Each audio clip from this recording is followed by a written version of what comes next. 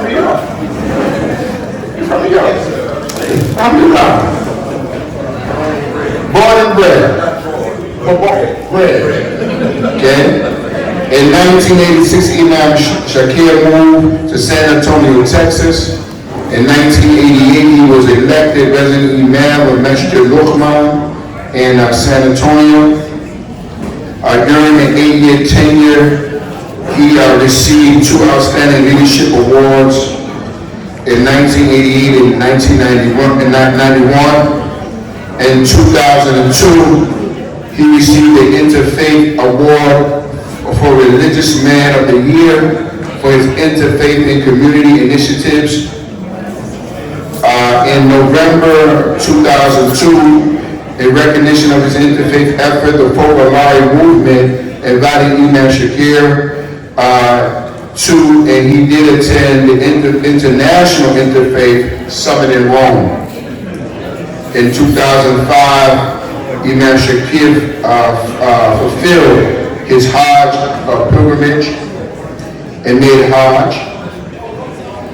In addition, Imam Shakir regular interfaith participation.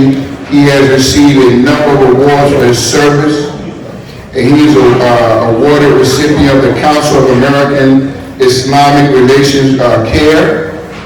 In 2012, he is the recipient of the Peace Center of Peace, help me out, Laurie Award. In 2013, the Baha'i community honored him with the Humanitarian of the Year Award. As you can see, he does a lot of work, not only in the Muslim community, but he does the work in our community, try to win friends and influence people and help our community become smaller. I am going to say, because I'm a witness, and you all are a witness, that he's a beautiful husband and loves his beautiful wife. Alhamdulillah. I have to take that privilege to say it, right? Alhamdulillah. Say it again. Only for a fee. He's a good husband and he loves his beautiful wife. Alhamdulillah. Takbir. So we thank Allah for him. We want to bring on our Imam Omar Shakir with Takbir. Allahu Akbar.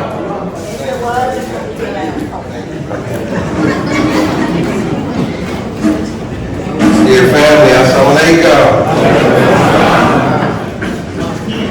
The way I'm looking at it, that now that we're kind of we're in our next session, we don't have door, we're eating lunch. So let's start off the session again with al-Fatiha. A'udhu billahi minash shaitanir rajim. Bismillahir rahmanir rahim. Alhamdulillahi rabbil alamin. Ar-Rahmanir rahim. مالك يوم الدين إياك نعبد وإياك نستعين اهدنا الصراط المستقيم صراط الذين أنعمت عليهم غير المغضوب عليهم ولا الضالين آمين. Always beginning with Allah's name. Bismillahir Rahmanir Rahim. Alhamdulillahi Rabbil Alameen. Wassalatu wassalamu ala Rasulihil Kareem. Muhammad sallallahu alayhi wa sallam wa amma ba'd. It is my pleasure and honor again to be before you. And I'm going to do a temperature check. How are we enjoying this conference so far? Give me a temperature check. Yeah. Allahu Akbar. Wonderful session this morning. Beautiful information. The whole weekend has been great so far. And I'm going to serve as your MC for this luncheon. And by the way, the food was delicious. Where Imam Hatem at? The food was delicious, Imam Hatem. So make sure you let the believers and the folks know. And I also want to give, I guess Sister Kimberly said we don't do shout out, but I don't know where she got that from. I'm going to give a shout out to the sisters that served us lunch. Give them a takbir.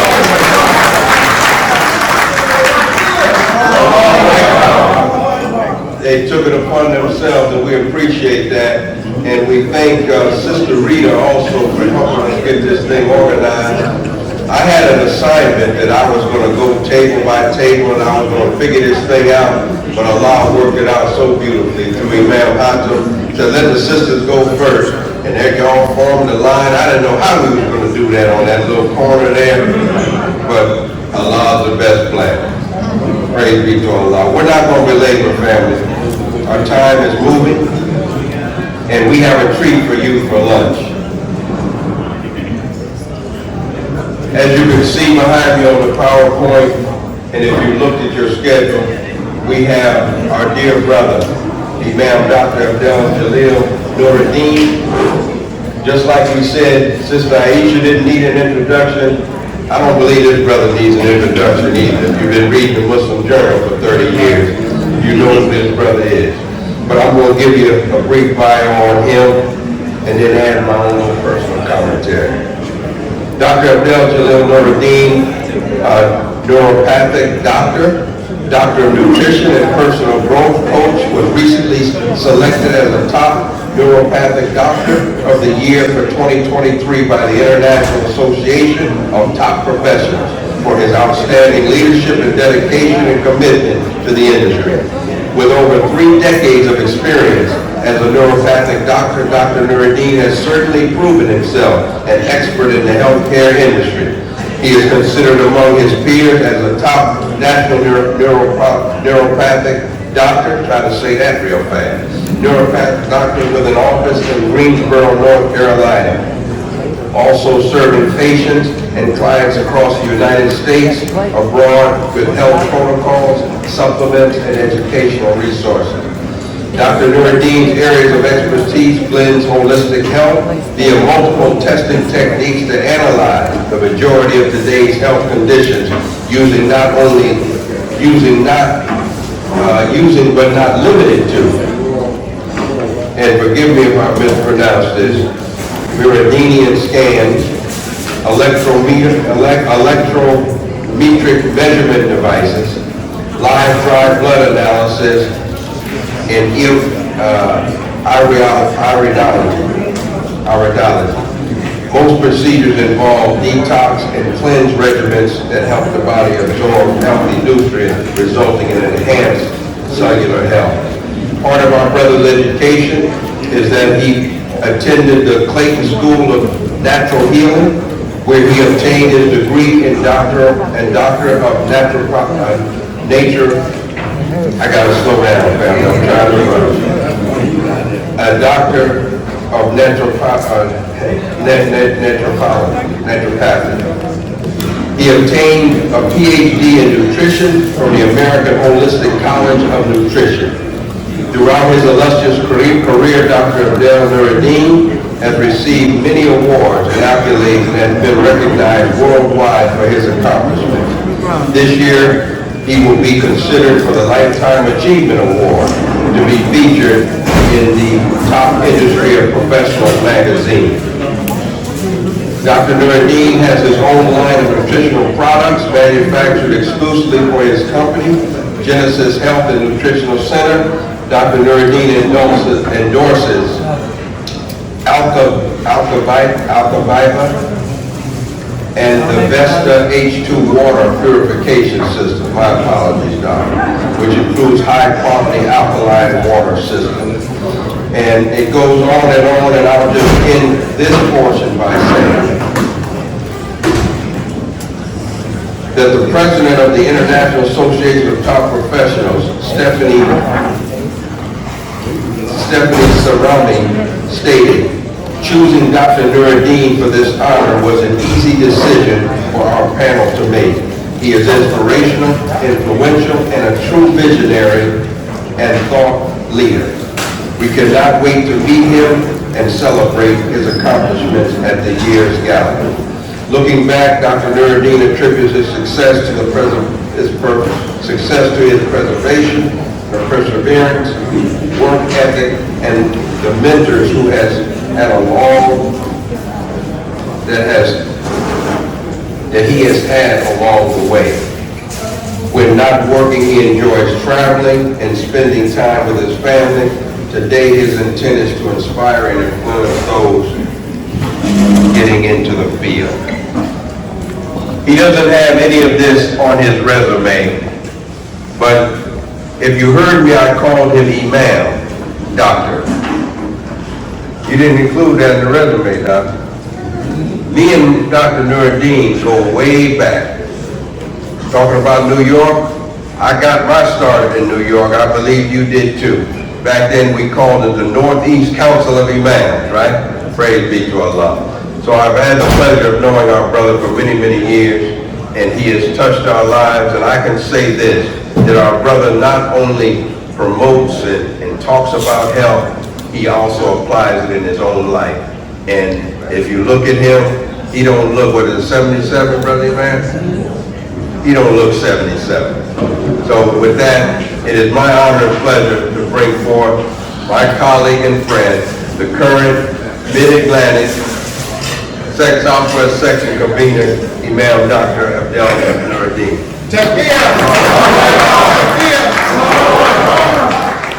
Assalamu alaikum.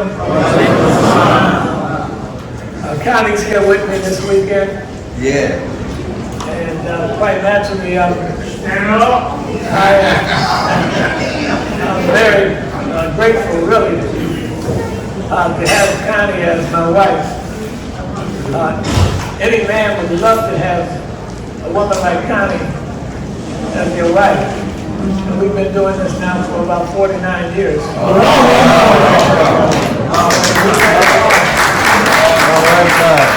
Thank a lot for this gathering and having this opportunity to be here with you.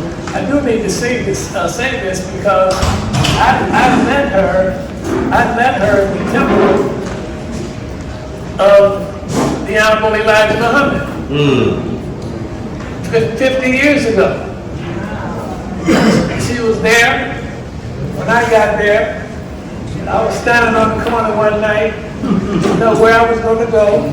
I was broke, I had no money. And the brothers pulled up and said, why don't you come and go and listen to this message? And I got in the car. And I went. And I made the decision that night that I've never regretted, which has me standing here today.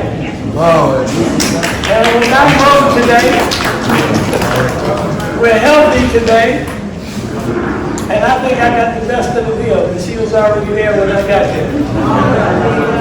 So, and she had already been trained.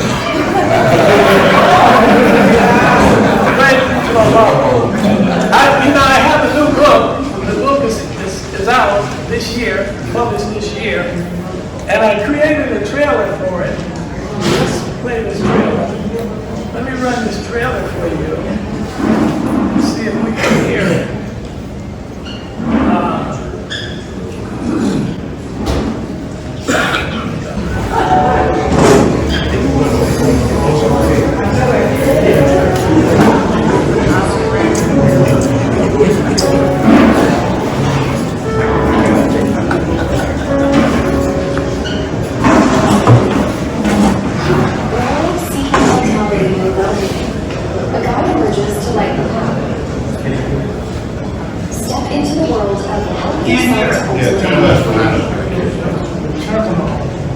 A beacon of inspiration.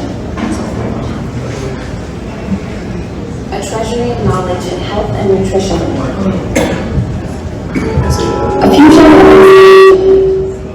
of science.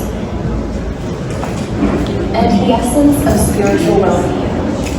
Discover the keys to unlocking ultimate health.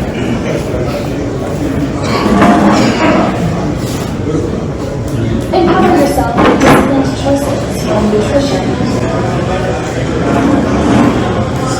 to mindful relaxation. Unveil the miraculous symphony within your body, understanding its profound balance. In science and spirituality, a unified message resonates. Prioritize prevention over cure. Witness the life-giving power of water, the foundation of vitality and well-being. Learn the transformative practice of cleansing, essential for a healthier life. Shift the focus from battling illness to constructing robust health. Nurture your minds by nurturing your health, a cornerstone of vibrant relationships. Unlock the secrets of well-being through the harmonious interplay of natural processes. Realize the potential of your mind in shaping your journey to ultimate health. As the pages unfold, empower yourself with Help Yourself to Ultimate Health by Abdul Jalil Nuruddin. The path to ultimate health begins with a single choice.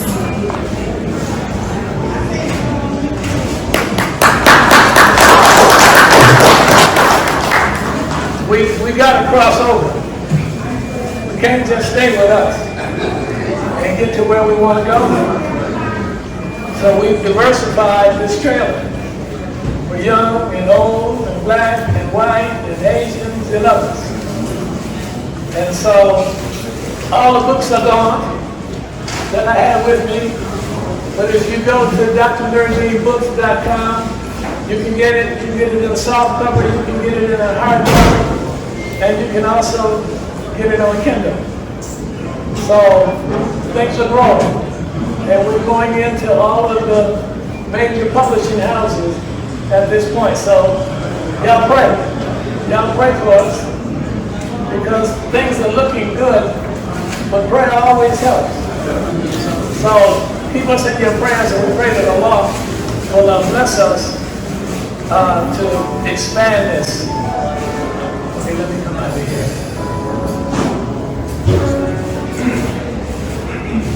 Okay, so now I just want to say to you all here, I guess I may disturb some of you to some degree. That's not my intent.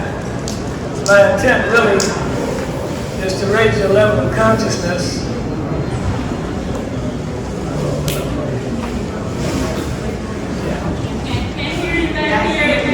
Okay, hold on.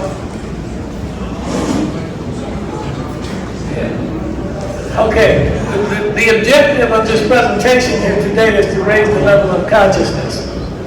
And also to talk to you about aging. About aging. I'm sure all of you would like to slow the clock.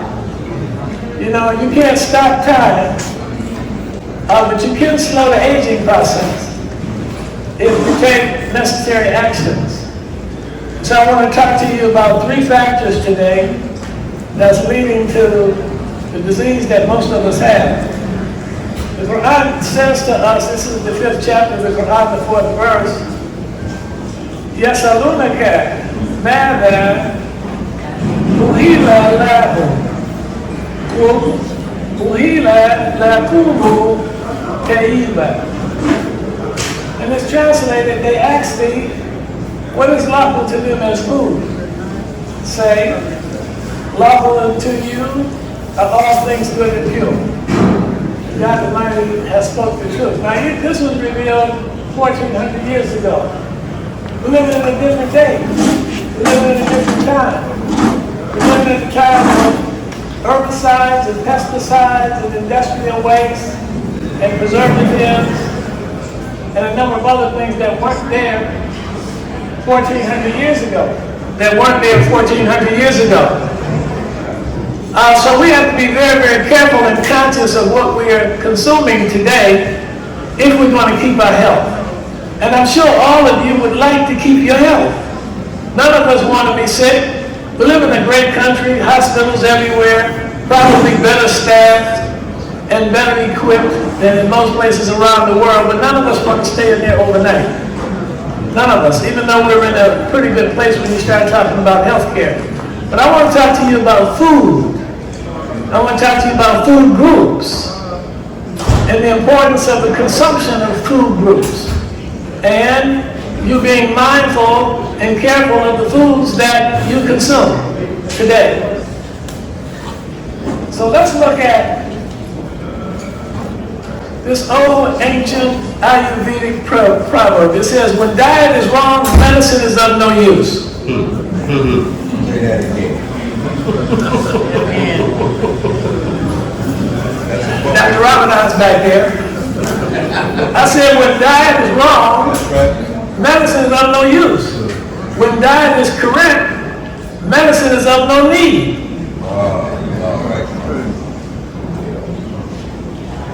When diet is wrong, medicine is of no use, When diet is correct, medicine is of no need. Now, it's not saying that if you've got a problem at this particular point, don't take your medication. I can't tell you to do that. You have to take your medication. But it is making you aware of the fact that if in fact you were eating the way that you're supposed to be eating, you wouldn't need all of that medication. And some of us have been on medication for a very, very long time. And no medication that has been prescribed for anybody was designed for you to use forever. Even though you're told you're going to be on this all your life. It wasn't designed for that. So, if in fact you want better health, then you got to make some better choices.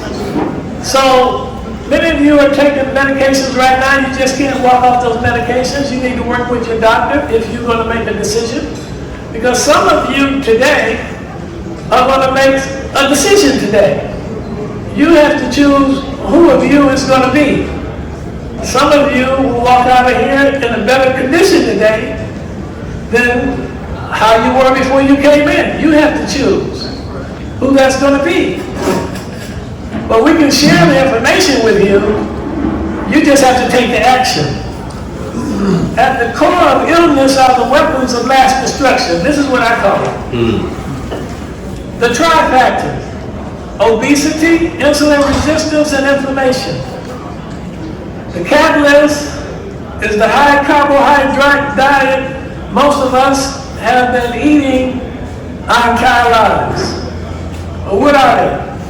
What are these carbohydrates? Cereal, bread, cakes, donuts, pie, pizza, pasta, rice, potatoes, sugar, corn, chips, potato chips, dairy meats, ice cream.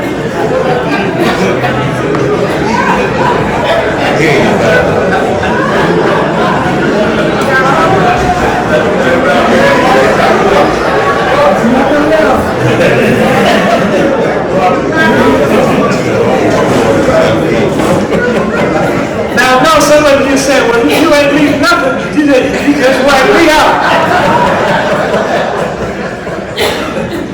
Now, there's a whole lot left. There's quite a bit left. You just have to be selective. The more carbohydrates we consume, the worse is our obesity, our insulin resistance, and inflammation. They all become worse as a result of carbohydrates. What am I talking about? I'm talking about simple carbohydrates. Really, these things that I just mentioned here, wheat products and sugar. Sugar is the biggest culprit of them all. It's the biggest culprit. Sugar is a leach. Sugar leaches calcium from your bones, calcium from your teeth, calcium from your blood. Nothing takes place metabolically in the body without calcium. Calcium is a buffer. Calcium helps you control pain.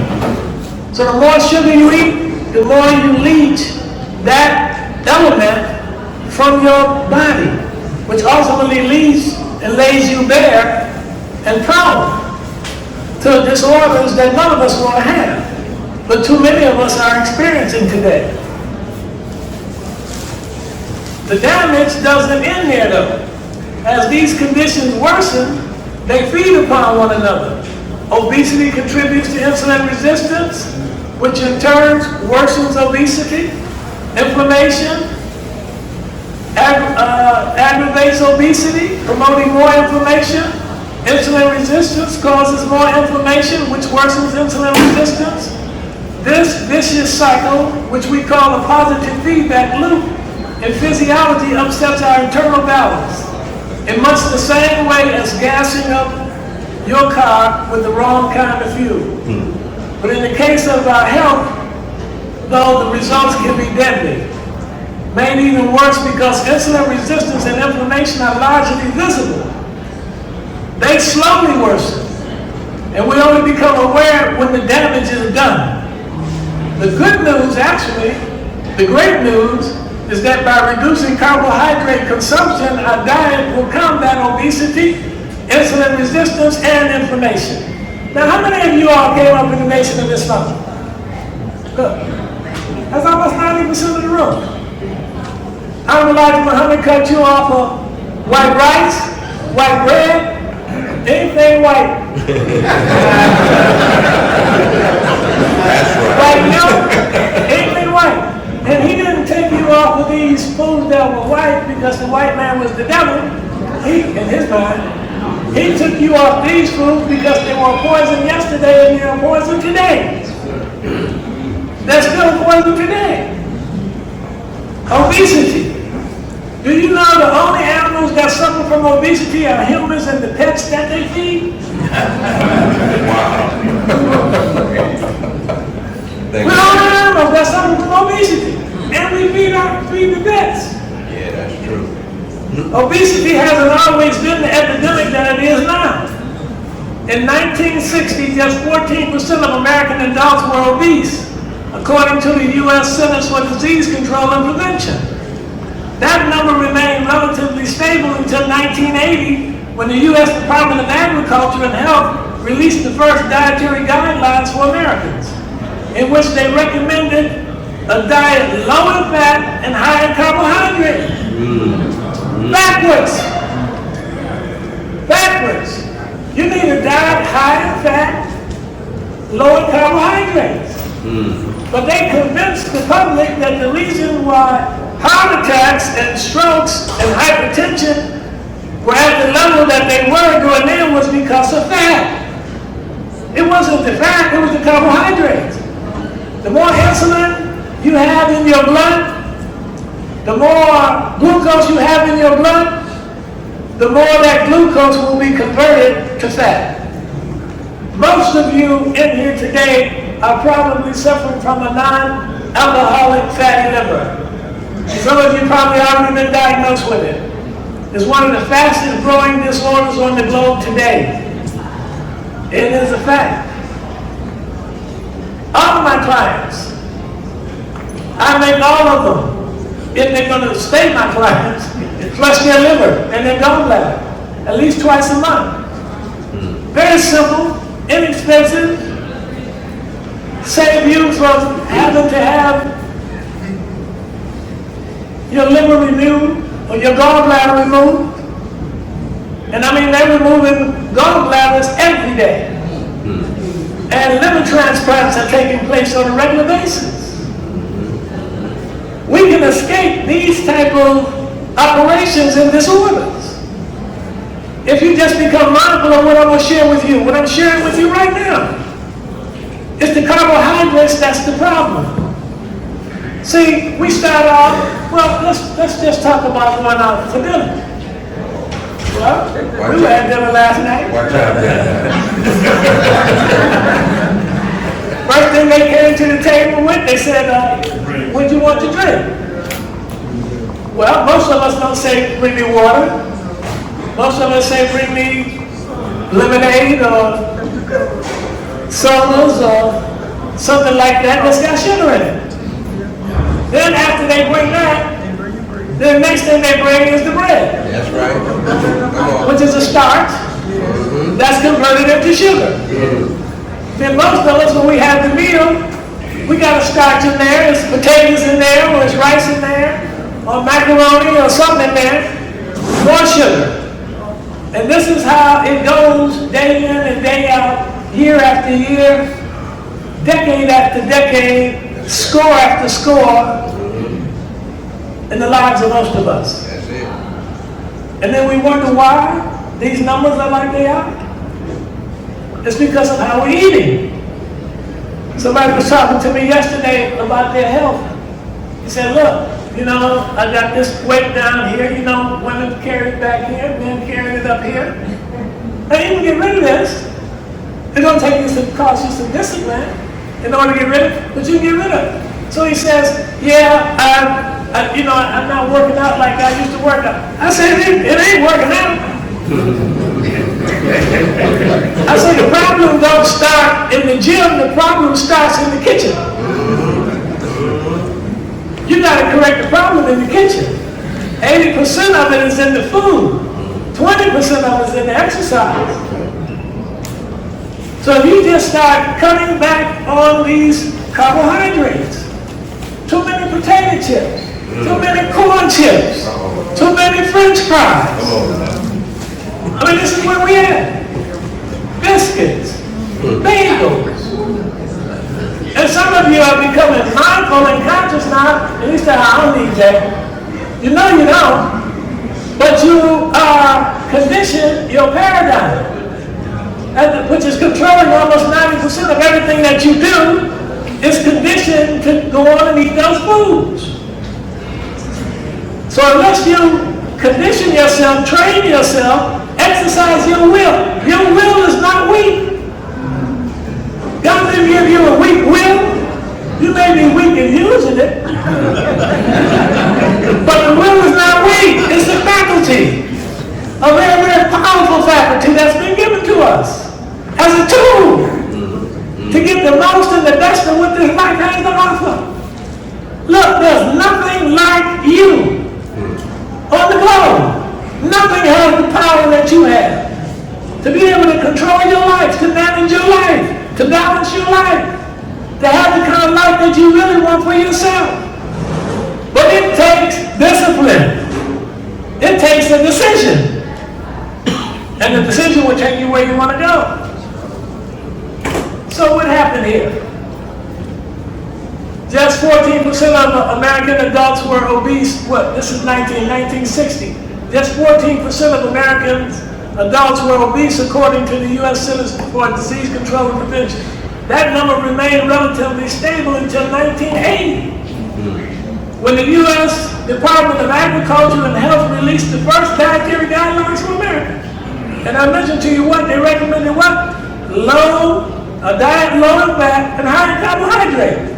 20 years later, that number had risen to 30%. Today, more than 40% of American adults are obese, and more than 300,000 die from obesity and related causes each year. Dr. Ramadan, help me out. He knows I'm telling you the truth. All you can manage this. I've had conversations with too many of y'all. I need my strap out. I need to pull my strap out right now. And some of y'all know that your rump is the first one I need to hit. And I mean, I don't pester people about it. And you know, when I go out to dinner, I try to keep quiet. They started off last night saying, well, now Dr. Nuruddin, I don't, you know. I didn't say anything. Tell it. But this is that self-accusing spirit. They're saying, look, I know better, I just don't know why I'm not doing better. But you can. Yes, sir. If you want to. You can make that decision. I talked to a brother at my table yesterday. He came to me this morning. He said, you would be really proud of me. I said, well, what happened? He said, all I had was an apple this morning and eggs. He said, I didn't have any of the meat, I didn't have any of the bread, I didn't have any of the potatoes. I said, I'm proud of you. But these are the decisions that we have to make. Now, he got to stay with it. Yeah. You can't just do it one day. You got to stay with it. You have to commit yourself to doing it. Look, there's no FOI, there's no MGT, there's no lieutenants, ain't no captains coming to make you do this. To watch and see whether or not you got a piece of white bread in your mouth. They're not here any longer. You got to monitor yourself and govern yourself. But if you did it yesterday, you can do it again today. It's a choice.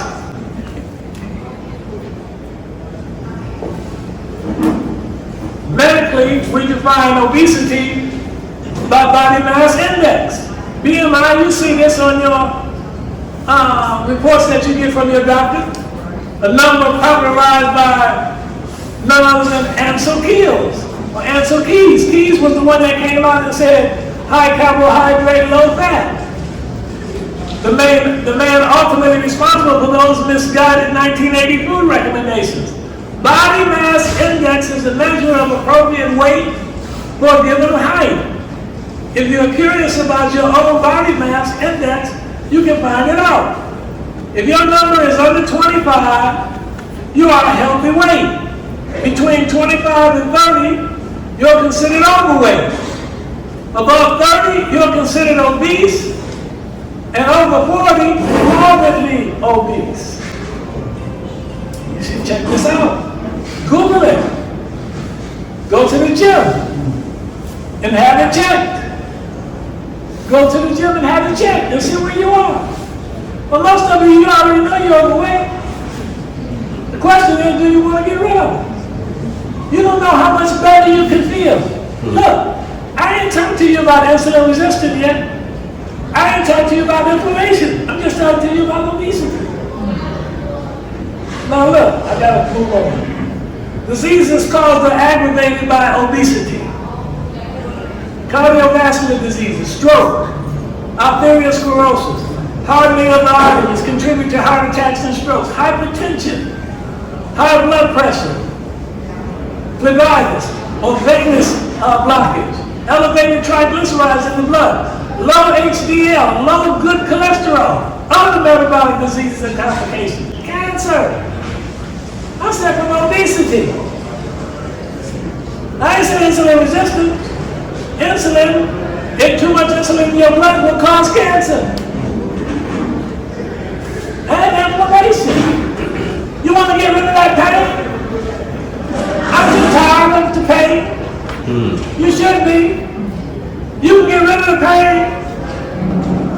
Other metabolic diseases and complications, cancer, whether it's esophagus, pancreatic, kidney, colon, cervix, breast, uterus, prostate, men, breast, women. Look, these are real issues that's touching us today. They didn't touch us yesterday like they touch us today. They weren't touching us in the 50s and the 60s, those of us that joined on to the unholy lives of Muhammad. They weren't touching us like that because we weren't eating like we're eating today. You say, well, it changed when the Imam came in. The Imam didn't tell you to go back to eating white bread. That's right. You did that on your own. You just the captain wasn't there no more. Lieutenant wasn't there no more. So you said, well, okay, I can do what I want. Now, well, diabetes, metabolic syndrome, non-alcoholic fatty liver, other conditions. I'm almost done, Nina. I'll see you. Cataracts, gout, pancreatitis, osteoarthritis, infertility, polycystic ovarian disease, sleep apnea, GERD, all this. Where is it coming from? Carbohydrates. You gotta compromise the carbohydrates. Start taking the bread out. Sugar first. Then the bread. Make the staple in America. Do you know most people around the world don't eat white bread like we eat white bread? They asked Harvey Kellogg of Battle Creek, Michigan, why do you produce white bread? He said because the people want it. He didn't say because it was the best food. He said because the people wanted them to pay for it. So let us wake up, y'all. Sugar first. If you just go 12 to 16 weeks, right now, start cutting these things. Start cutting them out, cutting them back. Go more towards the honey, go more towards the stevia. More of those essential fatty acids, more olive oil, more flaxseed oil, more borage oil, more oils in your diet. Take the sugar out. Now, bring me some water with some lemon. That's where you start. The more you exercise this discipline, the more discipline you're going to get. It's been good talking to you all. I look forward to talking to you all again the next time. Allah's mercy be on you, peace be unto you, assalamu alaikum.